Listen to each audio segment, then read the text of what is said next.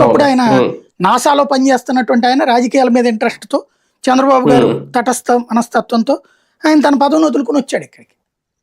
ఇప్పటికీ కంటిన్యూ అవుతున్నాడు. కానీ ఆయనకి తగిన విలువ ఏమైనా ఉంటుందా? ఇప్పుడు ఇస్తున్నారా? ఇప్పుడు జనసేనలో ఉన్నారు కాబట్టి ఇటు వాళ్ళకి సమస్య ఉంది, వీళ్ళకి సమస్య ఉంది. ఇలాంటి తటస్థుల వల్ల మాకు ఓట్లు ఏదేమీ లేదన్నది పార్టీలో ఉన్నటువంటి నాయకులు ఫీల్ అవుతారు. పార్టీలో మమ్మల్ని ఏమో ఏదో దేశ సేవ అని చెప్పి పిలిచారు, వచ్చిన తర్వాత మమ్మల్ని వదిలేశారు వాళ్ళు ఫీల్ అవుతారు.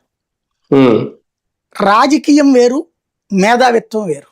ఈ రెండిటికి పెద్ద తేడా ఉంది. మేధావులు రాజకీయాల్లో పనికిరారు. దానికి సాక్ష్యం జయప్రకాష్ నారాయణ గారు.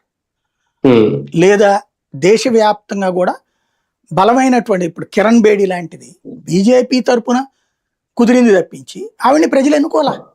మనం అబ్జర్వ్ చేస్తే అనేక మంది ఐఏఎస్లు ఐపీఎస్లు పోటీలు చేశారు, కొంతమంది అయ్యారు కూడా. రాజకీయం అలవాటైన వాళ్ళు సక్సెస్ అవుతున్నారు.